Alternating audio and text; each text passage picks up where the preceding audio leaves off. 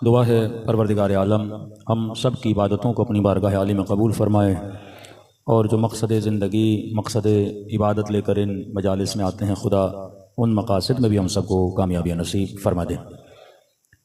रोज़ाना आपकी खिदमत में अर्ज़ कर रहे हैं कि हम सब अहले बैत अलैहिस्सलातु वस्सलाम के उस अज़ीम नेटवर्क का हिस्सा हैं जिन्होंने एक मज़बूत नेटवर्क बनाया हुकूमतों के मुकाबिल में कि एक ऐसा ज़माना जिसमें सरों की कीमत रखी जाती थी कि अगर ये अहले बैत का चाहने वाला है इसे मार दिया जाए। मैंने कल मौला के एक सहाबी की मिसाल दी, मुअल्ला बिन खुनैस असहाबे सिर था इमाम जाफ़र सादिक़ अलैहिस्सलातु वस्सलाम का।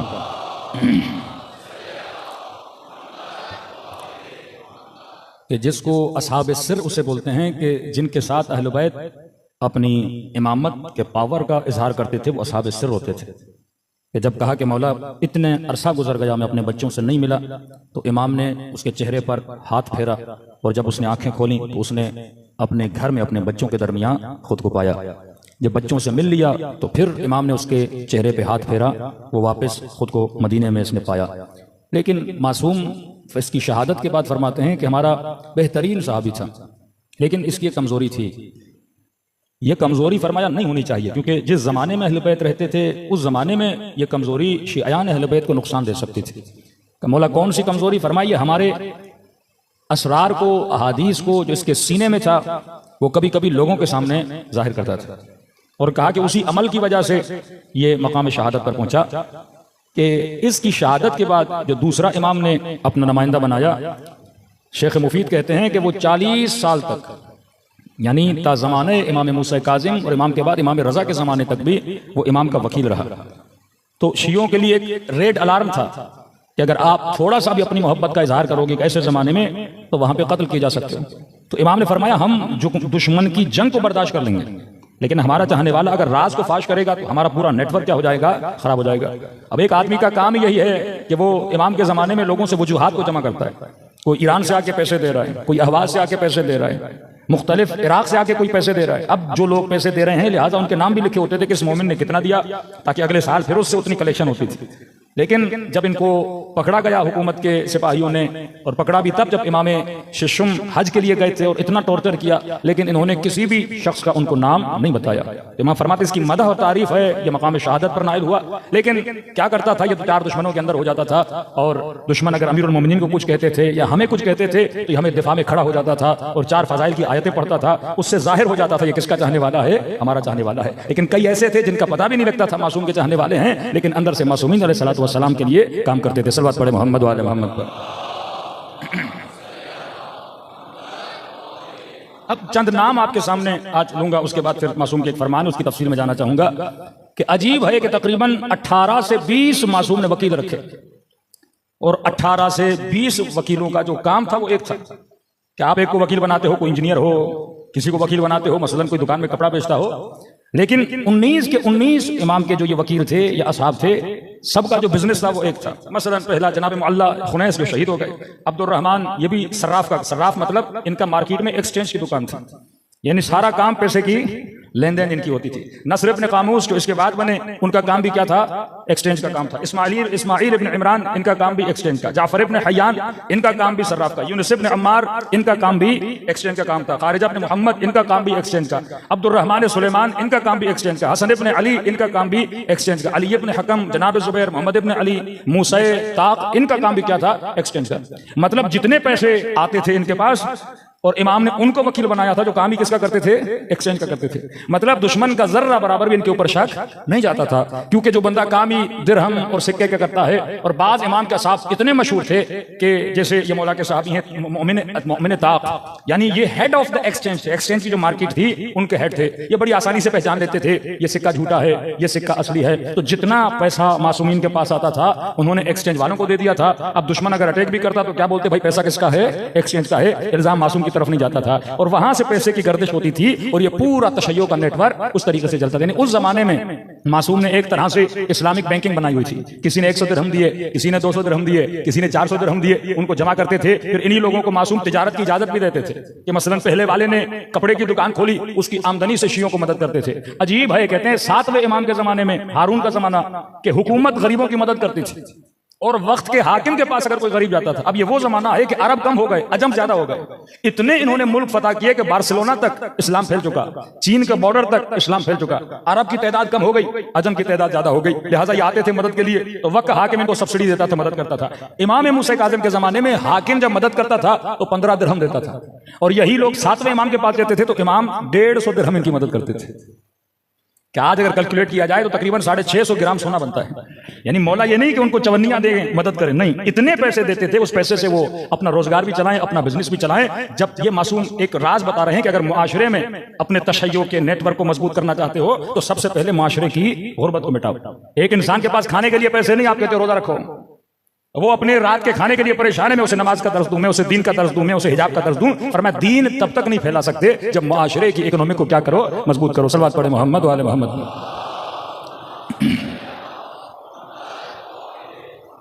कौन से मुआशरे मजबूत होते हैं? मासूमीन ने एक मजबूत तरीन सिफत रखी अपने असहाब में, ये बरमला हुकूमत अगर कोई गलती करती थी हुक्मरानों को रोकते थे।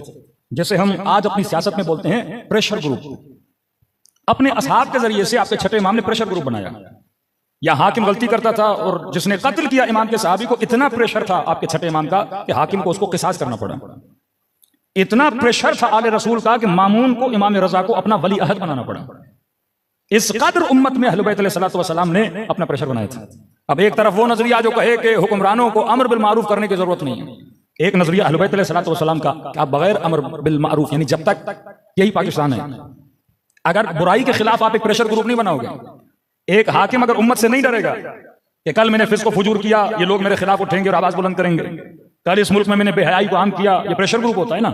हाकिम अल्लाह से डरे न डरे, क्योंकि उसने हुकूमत पे रहना है तो उसको किसका खौफ होना चाहिए? कम से कम आवाम का खौफ होना चाहिए। मैं छोटी सी मिसाल दे रहा हूं ताकि आपको इमाम हुसैन का जमाना समझ में आ जाए। मसलन अगर आज आपका शायद कल मिसाल दी कि नहीं, आज आपको पता चले कि मसलन किसी हुक्मरान ने 4 अरब रुपए चोरी किए, तो आप लोगों को ताज्जुब होगा, या एक नॉर्मल न्यूज है आप लोगों के लिए, भाई फला हुक्मरान 4 अरब लेके भाग गया, तो शायद हमारा रिप्लाई है जनाब ये तो छोटा चोर है, हमने तो 10 अरब भी सुने। आप सुनो कि मसलन कोयटा में बम ब्लास्ट हुआ और 40 लोग उस बम ब्लास्ट में मर गए।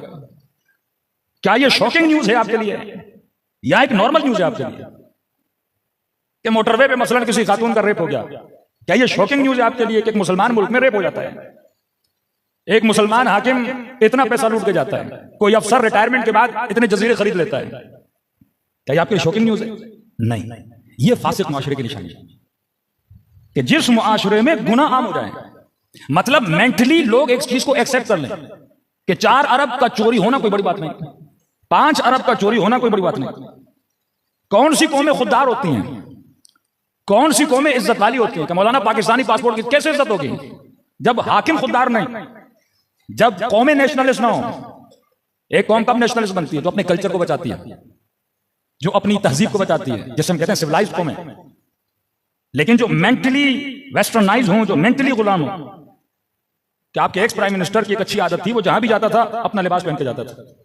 ये खुददार कौमों की निशानी है कि जो अपने कल्चर को, अपने लिबास को क्या करते हैं? प्रमोट करते हैं। आप शख्सियात को, एक्टर्स को, सेलिब्रिटीज को पहचान सकते हो, अगर उनकी सोच को पहचानना चाहते हो तो मासूम फरमाते हैं इंसान अपने लिबास से पहचाना जाता है। उसका लिबास बताएगा कि ये किसको फॉलो करता है। और फरमाया कि हमारे अदुब का कभी लिबास ना पहना करो, जो चीज दुश्मन की पहचान है वो तुम्हारी नहीं होनी चाहिए। कि हमारे हाजिर वजीर आजम ने जब निगरान दौर में वजीर आजम थे और आज वजीर आजम है, इन्होंने एक ही शलवार कमीज सिलवाया है, वो भी नीले रंग का। मैंने सिर्फ वही देखा है, वो भी बहालत है मजबूरी, कभी कभी बेचारे पहन लेते हैं, वरना ज्यादातर लगाव किसके साथ है? वो उसी शलवार। क्योंकि कौम का जो वजीर आजम होता है वो कौमों का फेस होता है। आप इंडिया को देख लीजिए, मोदी को देख लीजिए, जहां जाता है वो अपना लिबास पहन के जाते हैं। लिबास जब आप, मतलब ये खुददार कौम है, मतलब ये अपने कल्चर को प्रमोट करने वाली कौम है। क्यों फरमाया अन्नासु अला दीन मुलूकिहिम, लोग किसके दीन पर होते हैं? अपने हुक्मरानों के दीन पर होते हैं। वजीर, वज़रा, हुक्मरान वो कौमों का फेस होते हैं। अब यजीद बना हाकिम, the face of the nation, इस्लामी ममालिक का फेस है। जब कौमें छोटे गुनाह को एक्सेप्ट कर लेती हैं तो फिर हुक्मरान बड़ा गुनाह की तरफ अपना कदम बढ़ाते हैं। आपने 1 अरब की चोरी को अगर एक्सेप्ट कर लिया, कल 4 अरब की चोरी को भी एक्सेप्ट करेंगे, परसों 8 अरब की चोरी को भी एक्सेप्ट करेंगे। जब पहला जुल्म मदीने में हुआ तो मदीने वाले खामोश रहे, फिर दूसरा जुल्म हुआ, असहाब रसूल कत्ल हुए, खामोश रहे, फिर तीसरा जुल्म हुआ, नवासे रसूल के बदन पे तीर लगाए गए, इमाम हसन, माशरा खामोश रहा, फिर जंग में मौला हसन के कदमों से मुसल्ला खींचा गया, माशरा खामोश रहा। तब जाके करबला आती है। करबला एक नॉर्मल वाकया नहीं है शियों के लिए, स्टडी करना चाहिए भाई क्यों हुआ वाकया करबला, असबाब कौन से थे, आलात कौन से थे। फसाद एक दिन में नहीं होता, किसी मुल्क में इनकलाब एक दिन में नहीं होता कि लोग समझे खुमैनी साहब ने बस निकले और कौम निकली और ईरान में इनकलाब आ गया। नहीं मेरे अजीज, शहीद सफवी, शहीद मदनी, शहीद मेहराब, दस्तगायब जैसे लोग, ये मेहनतें थी आवाम शिराजी बुजुर्ग, कौमों की मेंटली तरबियत की जाके कौम तैयार हुई। पहले इस पे आमादा करो कि लोग गलत को गलत बोलें, लोग सही को सही बोलें। जिस कौम के अंदर ये चीज मिक्स हो जाए कि उनको सही गलत लगने लगे या सिर्फ खामोश हो जाए कि ज़ियारत आशूरा मौला समेअत बिज़ालिक फरक़ियत बिह, जो कत्ल हुसैन में शामिल नहीं थे लेकिन सुना कि इमाम हुसैन शहीद हो गए और खामोश रहे, मौला फरमाते उस पर भी अल्लाह की क्या है लानत है, जो जुल्म सुने और जुल्म के ऊपर क्या रहे, खामोश रहे। उस जमाने में भी थिंक टैंक थे जो पॉलिसीज बनाते थे, आज भी आपके यहाँ पॉलिसीज बनती हैं। वो मुल्क खुददार होता है जो अपनी तहजीब को, अपने तमद्दुन को बढ़ाता है। हमारे कोर्टों से फैसला आता है कि भाई आज के बाद जितने फैसले होंगे वो उर्दू में होंगे, लेकिन जो ये फैसला दिया वो इंग्लिश में। जिनकी जबानें, जिनकी अपनी लैंग्वेज, जिनका अपना अल्फाबेट खत्म हो जाए कि मतलब हम इतनी तरक्की कर जाएं लेकिन हम अपने अल्फाबेट में नहीं लिख सकते। जहां पे खुदखाही मन्नियत इतनी बढ़ जाए कि मुझे उर्दू नहीं बोलना आती, लिहाजा मैं हलफनामा भी लूंगा तो किस में लूंगा, इंग्लिश में लूंगा, यानी अपनी आसानी के लिए पूरी कौम का क्या करूं, सत्यानाश कर दूं। जब कौमें मेंटली गुलाम हो जाती हैं, मुआशरे इमाम हुसैन मेंटली गुलाम था, जिस मुआशरे में गलत को गलत बोलने की तवानाई नहीं थी, वो कभी गलत को गलत नहीं बोल सकते थे। अब इमाम ने फरमाया ये मुआशरा मुर्दा है। अब इस मुआशरे में अगर कोई बंदा नेकी को बुलंद करता है, ये जिहाद कर रहा है। कि मैंने मिसाल दी आपके कराची के किसी एमएनए साहब की कि जिन्होंने जीती हुई सीट अपनी क्या कर दी, छोड़ दी। ये एक तरह का जिहाद है कि आप एक मुआशरे में अच्छे मैनर्स, आप एक मुआशरे में अच्छी रविश, आप अपने मुआशरे में ईमानदारी का एक अच्छा रोल मॉडल क्या कर रहे हो, बना रहे हो। ऐसे अफराद की अहले बैत ने अपने जमाने में क्या की है, तारीफ की है, जो जुल्म के खिलाफ क्या करते थे, आवाज को बुलंद करते थे, जो जुल्म के मुकाबले में खड़े हो जाते थे। फरमाया ये माशरे की नब्ज को चेक किया करो, अगर इन्हें आदत हो गई झूठ बोलने की। अब मौलाना हम इसी माशरे में रहते हैं, हम क्या करें भाई, आप अपने घर के अंदर ये इस्लाह करो कि बच्चा अगर छोटी गलती कर रहा है उसे वहीं पे टोको। ये ना कहो कि मौलाना ये बच्चा है इसने गलती की तो क्या हुआ, नहीं, आज ये छोटी गलती करेगा कल ये बड़ी गलती करेगा। कोई खातून ये ना बोले कि मौलाना अगर मेरे 4 बाल नजर आ गए तो कौन सी क़यामत आ जाती है। नहीं मेरे अजीज, शैतान कम से शुरू करता है और ज्यादा तक इंसान को ले जाके गुमराह करता है। सल्लल्लाहु अलैहि मोहम्मद वाले मोहम्मद मोहम्मद व अज्जिल फरजहुम।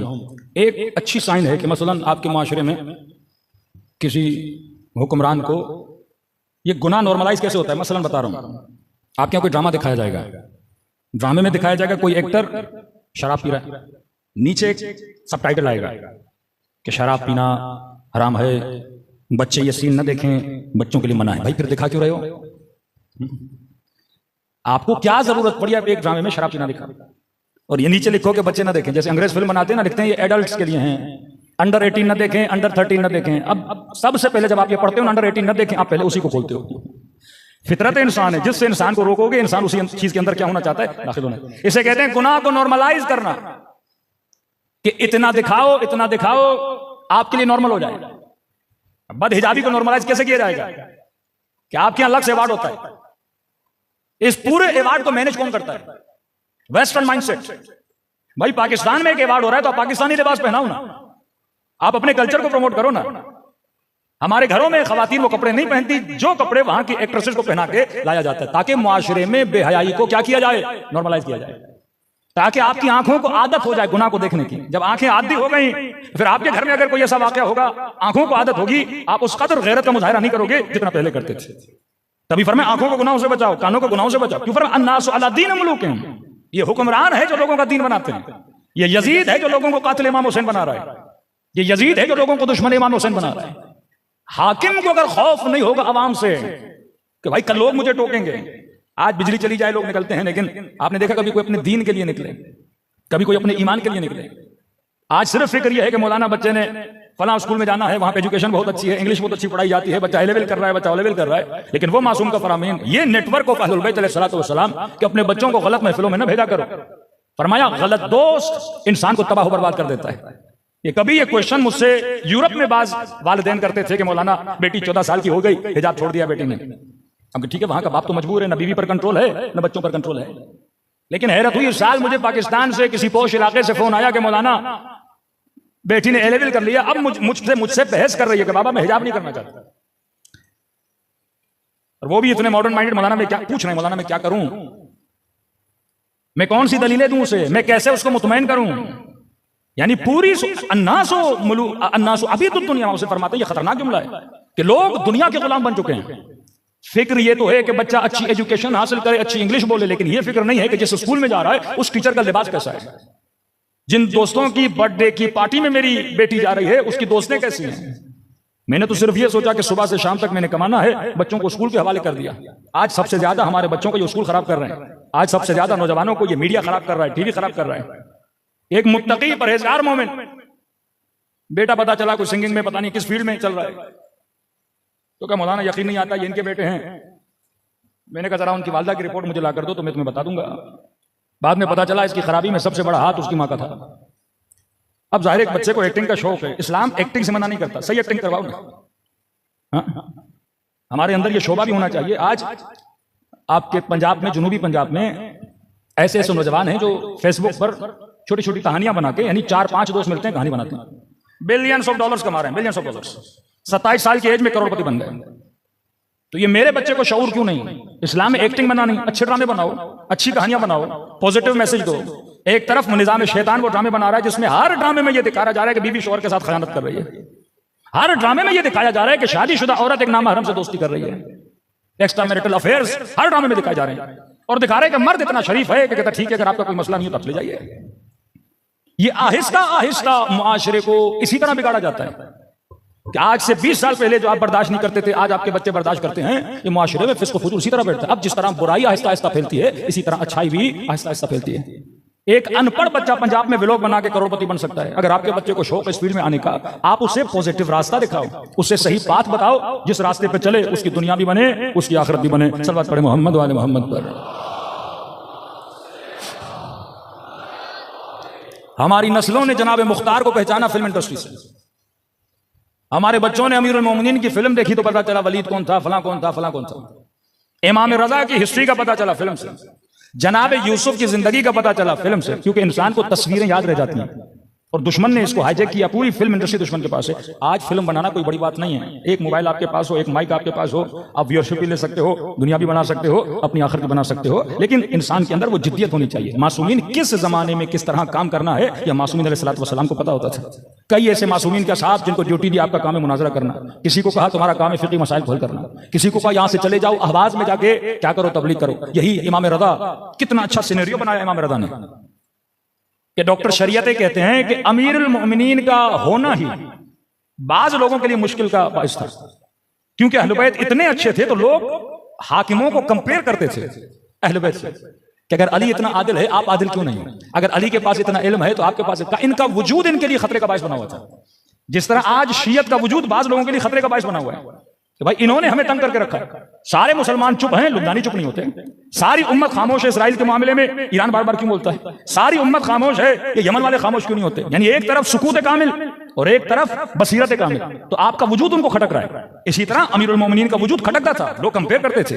7वें इमाम के जमाने वजूद खटकता था, यहां तक कि उनको फौजी छावनियों तक महदूद कर दिया ताकि लोगों की इनकी मुलाकात न हो। यहां तक कि मासूम को आप मस्जिद में भी नहीं जा सकते, क्योंकि लोग आपकी नमाज देखते हैं फिर हमें कहते हैं आप नमाज क्यों नहीं पढ़ते। तो मुआशरे में किसी अच्छे गुरु का होना, किसी अच्छे लोगों का होना, वो मुल्ज़म करता है उन बदकारों को कि लोग बोले कि जब ये अच्छा हो सकता है तो आप अच्छे क्यों नहीं हो सकते। सल्लल्लाहु अलैहि मोहम्मद वाले मोहम्मद पर। और ये नहीं कि मासूमी ने सिर्फ अपने जमाने में, बाज़ औक़ात तय्युल अर्ज़ करके अपने शियों की मदद करते थे।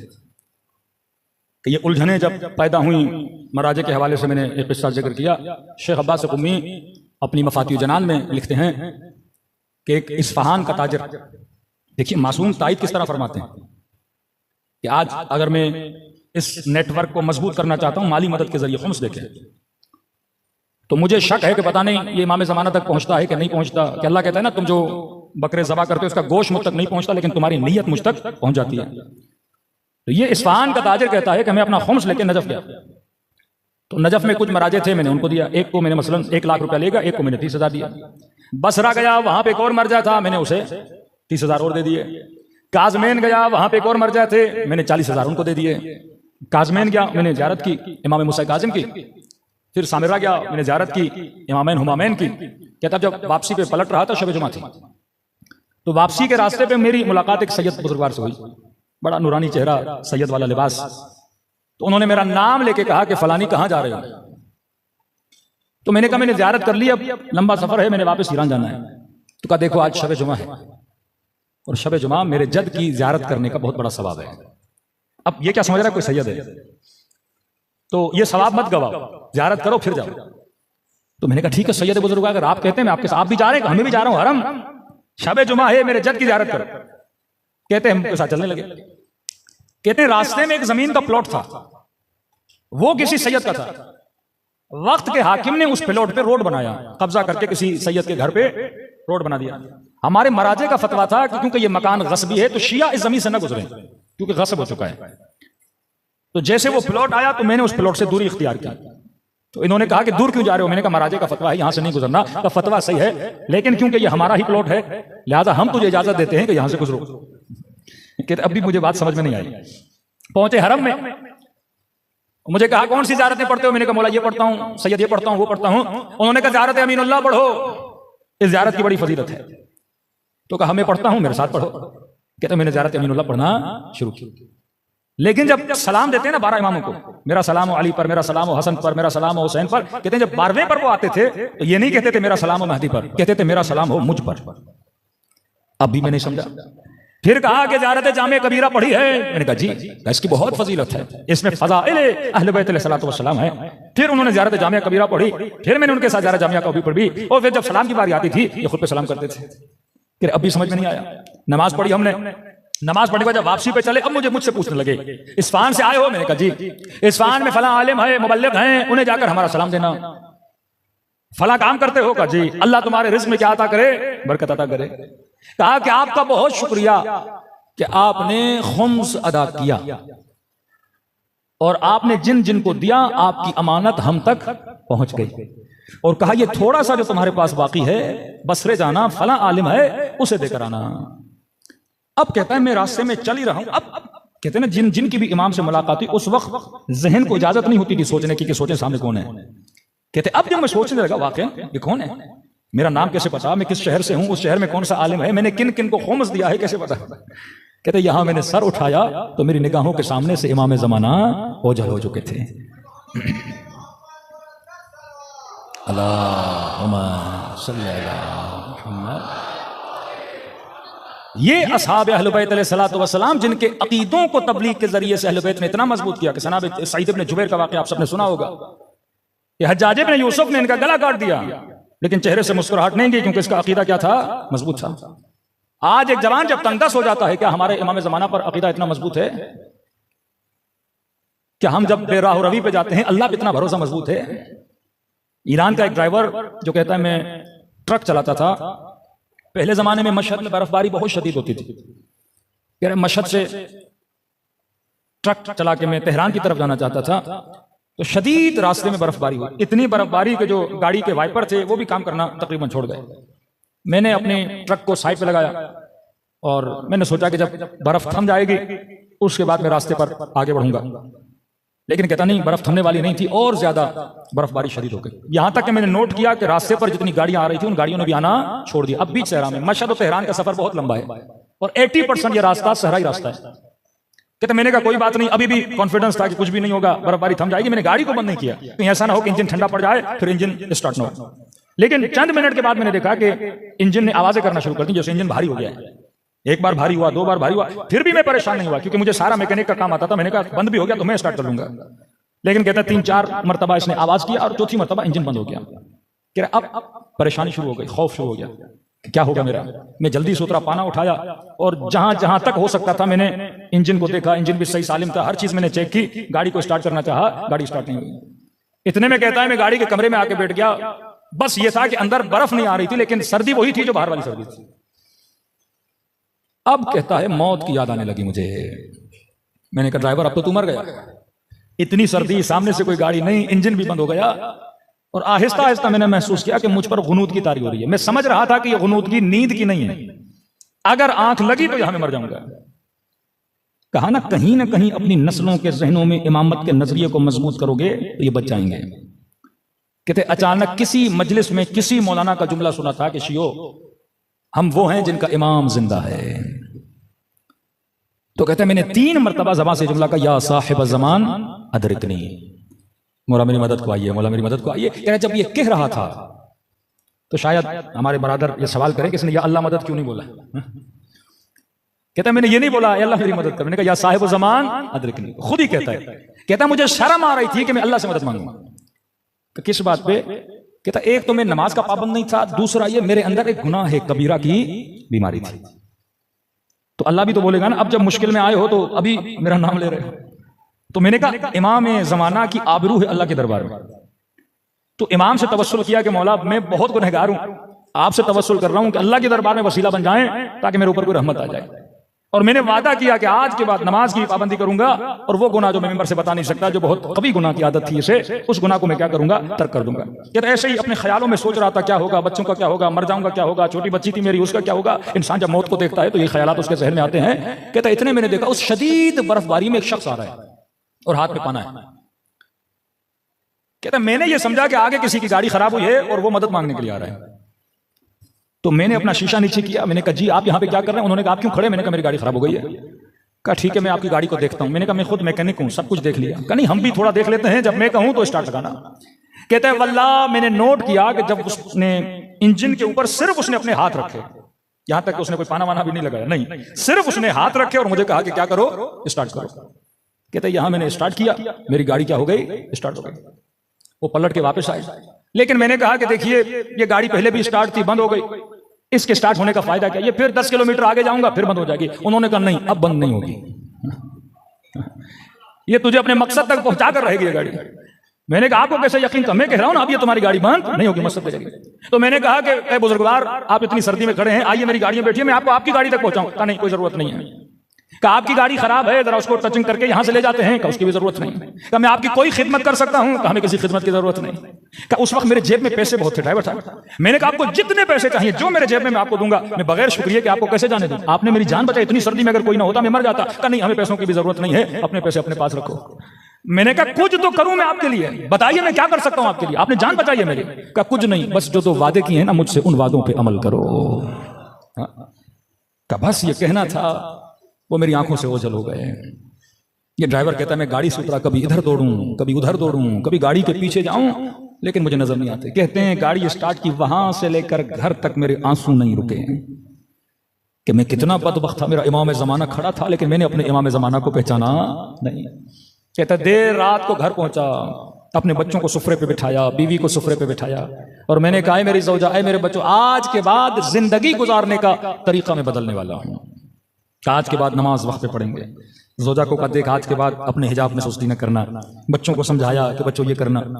का मेरी बीवी इतनी खुश हुई, कहने लगी कि मैं तो कब से चाहती थी तू दीनदार बने, लेकिन तू दीनदार नहीं बनता था, लेकिन ये बता तेरे अंदर तब्दीली कैसे आई। इसने वाकया सुनाया कि इमाम ज़माना मुझे नजर आए थे, मौला ने मेरी जान को बचाया। कहता जब ड्राइवरों के बीच में गया, या अजान का वक्त हुआ, सारे ड्राइवर चले गए खाना खाने। मुझे कहा तू भी चल खाना खा। मैंने कहा नहीं, पहले मैं नमाज पढ़ूंगा बाद में खाना खाऊंगा। ताज्जुब करने लगे, आज तू बड़ा मुत्तकी बन रहा है, आज तू बड़ा परहेजगार बन रहा है। ताने देने लगे इतने दिन तू क्या करता था, आज कैसे बन गया? ये मेरा कमाल नहीं है, ये फर्जंद ज़हरा का कमाल है। तो कभी कभी इस तरह से जिनके अकीदे बातिन में मजबूत होते हैं, अहले बैत ज्यादा अकीदों को मजबूत कराने के लिए अपनी ज़ियारतें करवाते हैं। सलवात पढ़े मोहम्मद व आले मोहम्मद।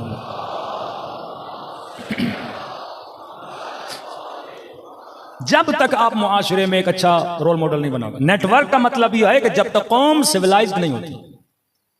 सिविलाइज्ड का मतलब क्या? जिनका अमल एक जैसा हो, जिनका कौल जिनका फ़िल एक जैसा हो। आज आप एक शिया को किसी सरकारी ऑफिस में उठाएं और किसी अहले सुन्नत, अमल एक है।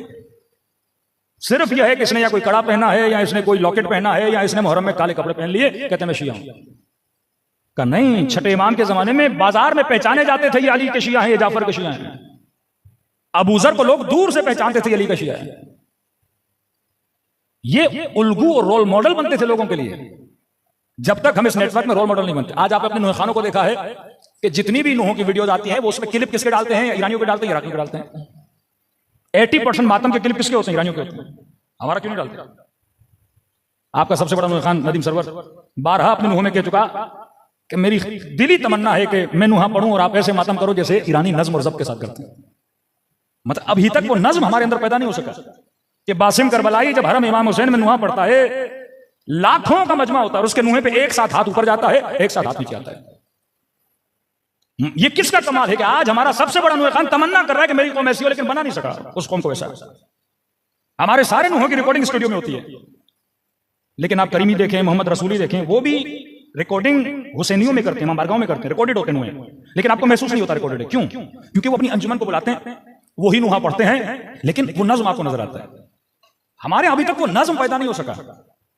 अगर कोई नुहा खानी करता है, सारे कोई कैमरा लेता है, कोई क्या करता है, एक अजीब सा माहौल होता है।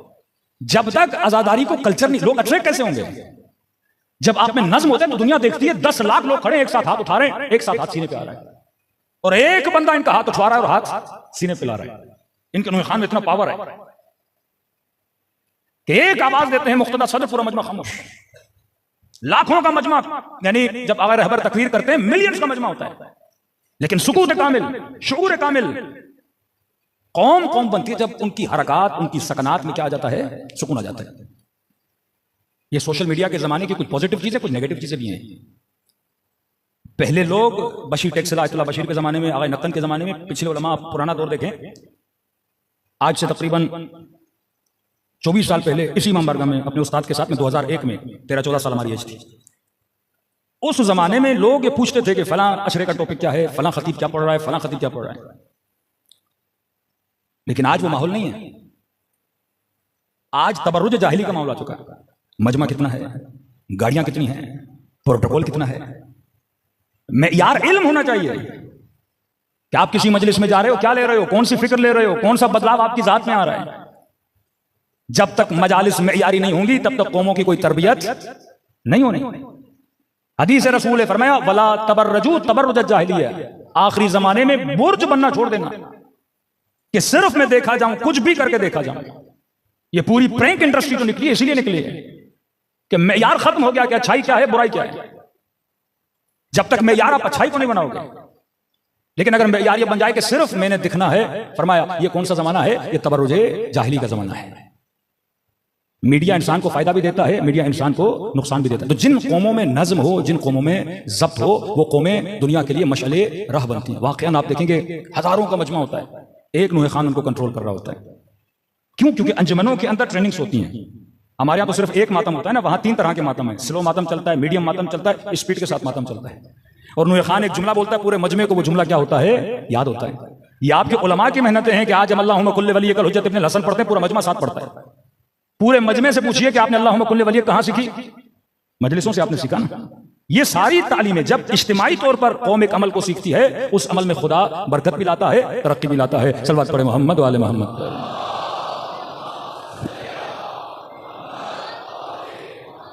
तभी फरमाया सबसे ज्यादा जिम्मेदारी अगर मुआशरे में किसी की है, वो सेलिब्रिटीज की जिम्मेदारी है। यही सेलिब्रिटीज मुआशरे को तबाह भी करती हैं, मुआशरे को बनाती हैं। सेलिब्रिटी यानी जो इंसान मशहूर है, शोहरत वाला है, क्योंकि मशहूर है लोग इसको कॉपी करते हैं।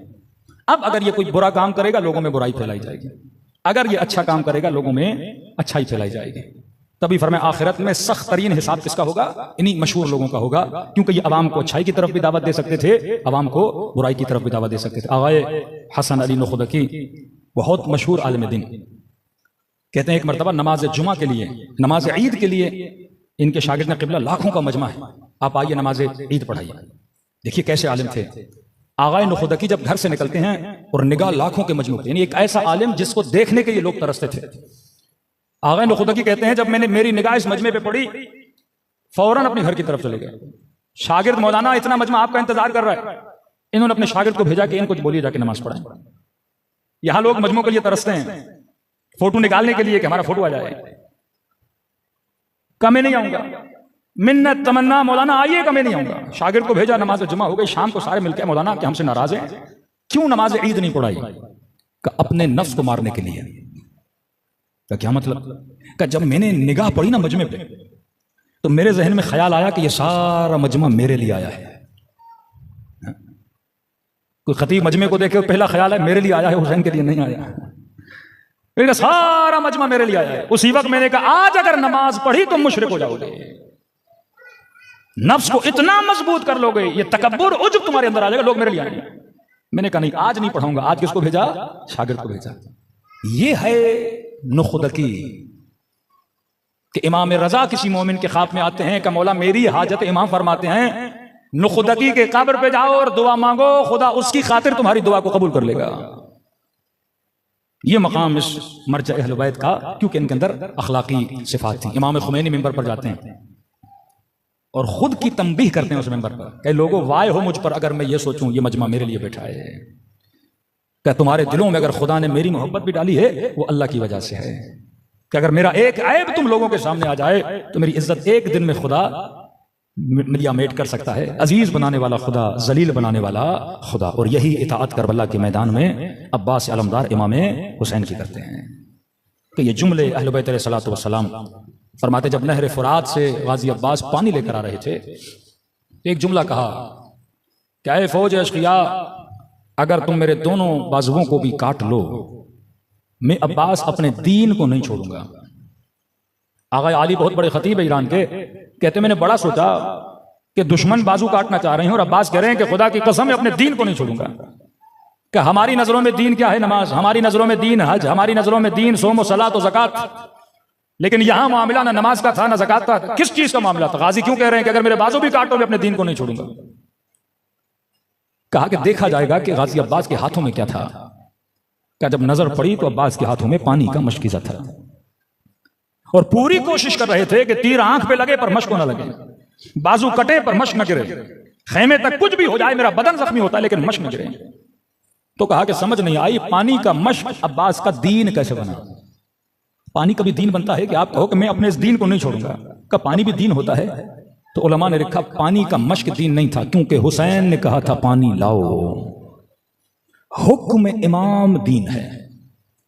मौला कहे ना 10 मिनट यहां बैठो, ये दीन है। मौला कहे आंखें बंद करके खड़े हो जाओ 1 घंटा, ये दीन है। कि अब्बास हुक्म हुसैन को दीन मान रहे हैं। और जब मश्क पे तीर लगाना तो ये दुआ किया, खुदा अब नहीं चाहता मेरा लाशा खैमों तक चला जाए। इताअत कितनी, कहते हैं 2 मुहर्रम को फौज अशकिया ने कहा कि खेमों को हटाया जाए नहर से। कहते हैं जैसे ऑर्डर आया, गाजी अब्बास से सलार थे, हजरत अब्बास ने अपनी तलवार से एक लाइन खींची और फरमाया अगर किसी में जुर्रत है जब तक मैं जिंदा हूं इस लाइन को पार करके दिखाए। लिखने वाले लिखते हैं चेहरे पे इतना जलाल के खून जमा पड़ा है अब्बास के चेहरे पर, आस्तीनों को पलटा हुआ है और तलवार हाथ में ली हुई है कि है किसी में जुर्रत के आगे आए। सैयदा ज़ैनब फरमाती इमाम हुसैन अचानक मेरे खेमे में आए और चेहरे से ऐसे लगा कि इमाम हुसैन थोड़े परेशान हैं। मैंने कहा भाई हुसैन क्या हुआ है? फरमाया ज़ैनब आपने सुना होगा कि अब्बास ने खत खींची है और बड़े जलाल में हैं और दुश्मन को ललकारा है कि किसी में जुर्रत है कि आगे आकर दिखाएगा। सैयदा ज़ैनब ने फरमाया कि भैया हुसैन अब्बास के होते हुए किसी की जुर्रत है कि खेमों को हाथ लगाए? फरमाया बहन ज़ैनब मैं चाहता हूं कि खेमे हटा दिए जाएं, मैं अभी जंग नहीं चाहता। तो सैयदा ने कहा हुसैन कैसी बातें कर रहे हैं, अगर आपकी ये मर्जी है खेमे हटा दिए जाएं जाके अब्बास को बोल दीजिए। आज तक हुआ कि आप कुछ चाहें और अब्बास न करे। मुती अल्ले मौला मुती अल्ले अम्र मौला, अपने मौला के अम्र की ऐसी इताअत की कि मिसाल बने। आज करबला जाओ तो 2 रोजे नजर आते हैं, दूर से ऐसे लगता है दोनों इमामों के रोजे हैं। कहा मेरी ज़ियारत से पहले अब्बास की ज़ियारत किया करो। तो कहा कि हुसैन आप कह दीजिए अब्बास ने आज तक आपको रोका तो नहीं है। सैयदा फरमाती इमाम हुसैन बैठ गए। फरमाया बहन ज़ैनब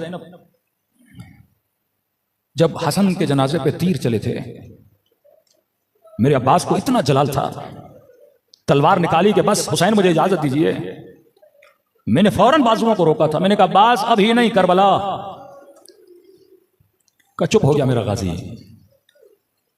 का ज़ैनब जब बेअत के लिए मुझे दरबार में बुलाया और उसने तौहीन की, इतना जलाल था, तलवार निकाली कि मौला सर कलम करके कदमों में रख दूं।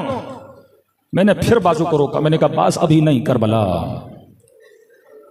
का। ज़ैनब याद है जब हुर ने रास्ता रोका था, लजाम फरस में उसने हाथ डाला तो मेरे अब्बास को इतना जलाल आया, तलवार निकाली कि मौला जंग अभी शुरू करता हूं। मैंने कहा अब्बास अभी नहीं करबला का। ज़ैनब अब तो करबला भी आ गई, क्या कहूं अब्बास को, अब क्यों नहीं लड़ना? इतनी मोहब्बत भाई की भाई से कि दिल नहीं तोड़ना चाह रहे अब्बास। अब सैयदा ज़ैनब का किरदार बड़ा अजीब है। कई बातें इमाम हुसैन जनाब रुबाब से नहीं कर पा रहे, लेकिन सैयदा ज़ैनब से करते हैं। कहते हैं नहीं, नन्ना सा लाशा जब इमाम हुसैन लाए तो बीबी रुबाब जाके खेमे के कोने में बैठ गई कि कहीं ऐसा ना हो इमाम हुसैन को मेरा सामना करना पड़े और ये सोचें कि माँ को क्या बताऊं। फिर जाते थे सैयदा ज़ैनब से बातें करते थे अपने मन को हल्का करने के लिए। सैयदा ने कहा हुसैन आप ना घबराइए, मैं अब्बास से बात करती हूँ। इमाम हुसैन चले गए। बीबी ज़ैनब ने कहा अम्मा फिजा मेरे गाजी को बुलाओ। जनाब फिजा फरमाती हैं मैंने दूर से खेमे के दर से गाजी अब्बास को पुकारा। कहती हैं बड़े जलाल में खड़े थे कमरे बनी हाशिम, आस्तीनों को पलटा हुआ, माथे पे पसीना बह रहा है, माथे पे सुर्खी और जलाल है कि दुश्मन को ललकार रहे हैं, आओ और आगे आकर दिखाओ। और जैसे फिजा कहती है मैंने आवाज दी, समझ गए कि मुझे अहले हरम में से कोई बुला रहा है और मुझे इशारा कि अम्मा फिजा वहीं रुके रहे, मैं खुद आता हूं। फिजा फरमाती है जैसे अब्बास आ रहे थे ना तो आस्तीनों को सीधा कर रहे थे, यहां तक कि खेमे के दर पे पहुंचे, माथे से पसीने को पहुंचा। थोड़ी देर खड़े हुए कि अब्बास का जो जलाल हो जाहो चलाले वो बैठ जाए। तो बिल्कुल खेमे के दर पे ऐसे खड़े हुए जैसे छोटा बच्चा अपनी मां के सामने खड़ा होता है। इतना अदब अब्बास के वजूद में, ये चाहते हैं इमाम ज़माना हमसे। इतनी इताअत अब्बास में, बहन है लेकिन इताअत देखिए। बड़े धीमे लहजे में वहां जलाल में बात कर रहे थे, पसीना पहुंचा, आस्तीनों को सीधा किया और कहा कि आकाज़ादी आपने मुझे बुलाया। बीबी ज़ैनब ने कहा अब्बास अंदर आओ। कहते हैं जानू में अदब लगा के सैयदा के सामने बैठे, जी मेरी आकाज़ादी। कहा अब्बास दुश्मन ने ललकारा है। कहा जी आकाज़ादी मैंने खत खींच दी है, आपको घबराने की जरूरत नहीं। किसकी जरूरत अब्बास के होते हुए खेमों पे हमला करे? जब तक मैं जिंदा किसकी जरूरत हुसैन पे आज भी आए। बीबी ज़ैनब को बड़ा प्यार आया। कहा अब्बास बहन कुर्बान जाए तुझ पे। अब्बास देखो मैं जानती हूं तुझे बड़ा जलाल है, लेकिन देखो हुसैन चाहते हैं कि खेमे हटा लिए जाए। अब्बास तेरा गुरूर है, अब्बास तूने खत खींची है। मैं ये नहीं कहती कि तू जा खत मिटा, नहीं तू खेमे में बैठ, मैं अकबर को भेजती हूँ, मैं कासिम को भेजती हूँ, वो जाके खत मिटाएंगे, खेमे हटाएंगे। तुझे दुश्मन का सामना भी नहीं करना पड़ेगा कि अब्बास ने ललकारा था। कहीं शर्मिंदगी हो कि आकाज़ादी मैंने तो चैलेंज किया है। क्या तू बैठ जा, मैं अकबर को भेज देती हूँ। फिजा कहती है मंजर देखकर मैं रो पड़ी कि गाजी फौरन खड़े हुए, कहने लगे आकाज़ादी अब्बास का गुरूर क्या होता है, अब्बास की मर्जी क्या होती है। औना मोहम्मद क्यों जाएंगे, अकबर क्यों जाएगा? अगर मेरा हुसैन चाहता है अपने हाथों से खत मिटाऊंगा।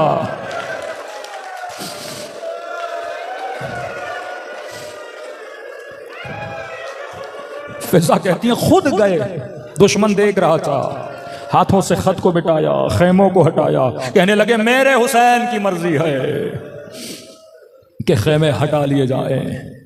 ये वाक़या नहीं है, ये इबरत है। जब कोई इस तरह हो इताअत हुसैन में, फिर उनकी शहादत पे हुसैन कहते हैं अल-आन कदिन कसर ज़हरी, आज हुसैन की कमर टूट गई। अरबी में रोने के लिए अलग अलग इबारतें हैं। रावी कहता है जब अकबर के लाशे पे आए तो बकल हुसैन, हुसैन बहुत रोए। कासिम के लाशे पे आए बकल हुसैन, यानी ये वो लाशें हैं जिन पे दुश्मन ने हुसैन का रोना सुना, इतनी बुलंद बुलंद आवाज में रोए। का कासिम के लाशा उठा रहे थे, बहुत रोए। अकबर के लाशे पे आए, बहुत रोए। जॉन वो शहीद है जिसके लाशे पे हुसैन बहुत रोए। लेकिन एक मकाम है जहां ये नहीं कहा कि हुसैन रोए। कहा जब अब्बास के लाशे पर आए तो कहा सरखल हुसैन, हुसैन ने चीखना शुरू किया। कहते जब चीखना शुरू किया ना तो फौज अशकिया में हलहला हुआ, फौज ने हंसना शुरू कर दिया कि अब हमने हुसैन को हरा दिया। उस पर रोक के कहने लगे अब्बास उठो, ये तेरे हुसैन पे हंस रहे हैं। क्या गुजरी मेरे आका हुसैन पे। ये रात बाबुल हवाइज की रात है, ये रात अब्बास अलमदार की रात है। वाक़यात इतने हैं मेरे पास गाजी अब्बास के, लेकिन वक्त में गुंजाइश नहीं है। मोजज़ात हैं अब्बास अलमदार के। वक्त मिला तो कल शायद एक दो बयान भी कर दूं। दिलों को करबला की तरफ रवाना करें, सलाम करें शहीद करबला पे, सलाम करें मजलूमियत हुसैन पे। कि रावी कहता है जब हसन के जनाजे से तीर निकाल रहे थे ना, भाई के लिए बड़ा मुश्किल होता है भाई के बदन से तीर निकाले। कहते हुसैन बहुत रोए और कहते हैं फिर यही हुसैन था जो हसन के बच्चे के बदन के टुकड़े जमा कर रहे थे। फिर यही हुसैन थे जो अब्बास जैसे भाई के बाजू फिर उठा रहे थे। लेकिन एक वक्त आया सदा देकर कहने लगे आयना आयना अखी अब्बास, आयना अली अकबर, आयना हबीब इब्न मज़ाहिर। जब तक वो तन्हा रह गए, दिलों को करबला की तरफ रवाना करें, खुलूस से दिल से सलाम करें अपने आका की मजलूबियत। अस्सलाम अला हुसैन व अला अली इब्न व अला औलाद हुसैन व अला अस्हाब।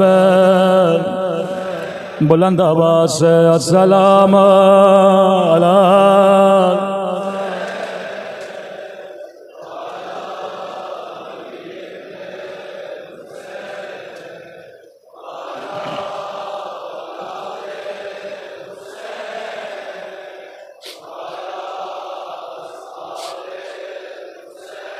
बुलंद आवाज़ से अस्सलाम अला हुसैन व अला अली इब्न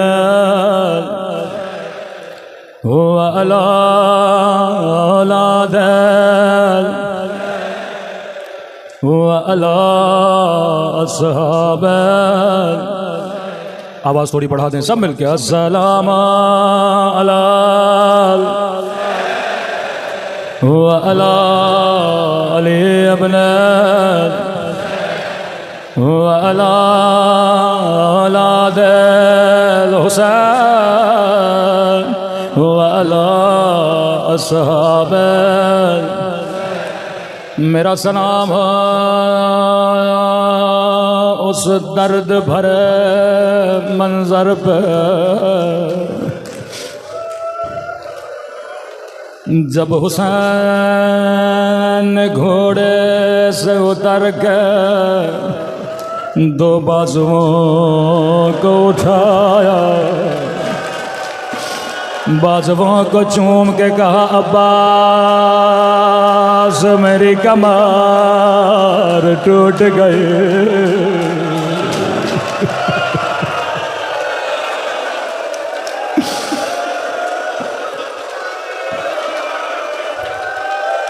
खुदा आपको करबला की ज़ियारत नसीब कराए, खुदा आपको अब्बास की ज़रे दिखलाए। हरम के कुछ खादिम आयतुल्लाह कश्मीरी के पास गए, कहने लगे क़िबला कुछ मजदूरों का बंदोबस्त करें क्योंकि गाजी अब्बास की कब्र टूट गई है। आगाए कश्मीरी ने कहा मजदूर क्यों भेजूं, मैं खुद आऊँगा। ये मर जाए तकलीद सरदाब अब्बास में गए जहाँ असल कब्र मौजूद है। सर से अमामा उतारा, अपने पाँवों से जोराबें उतारी, तलबा के साथ मिलके कब्र अब्बास को बनाने लगे। किसी तालिब इल्म ने कहा मौलाना मेरा एक सवाल है, हमने सुना है मिंबरों से कि अब्बास जब घोड़े पे बैठते थे कद इतना बड़ा था कि पाँव ज़मीन पे लगते थे। का ये बताइए जिसका कद इतना बड़ा हो उसकी कब्र बच्चे जितनी क्यों है।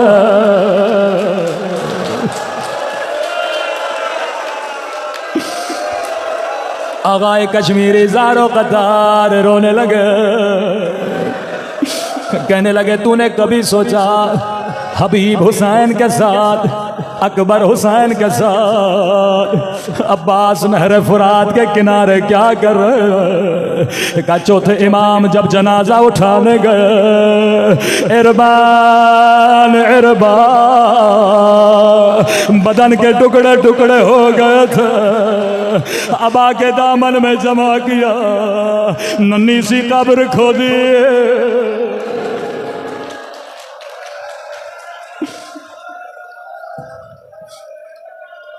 मैं कुर्बान अब्बास की मजलूमियत में, इस मजमे में जितने भाई हैं, खुदा इनके बहनों के पर्दों की हिफाजत करे। शाम के बाजार में जब उम्मे हबीबा की निगाह कटी हुई गर्दनों पे पड़े, कहती है मैंने गर्दन देखे जो घोड़े की गर्दन से बंधे थे। रोकेगा बीबी ज़ैनब ये किसका सर? सैयदा ने कहा ये मेरे अब्बास का सर। बीबी सब सरनों के नेज़ा पे, ये घोड़े की गर्दन में क्यों है? कहा ये भी नौ के नेज़ा पे था, लेकिन जब निगाह मेरे खुले सर पे पड़े, ये बार बार जमीन पे गिर जाता था।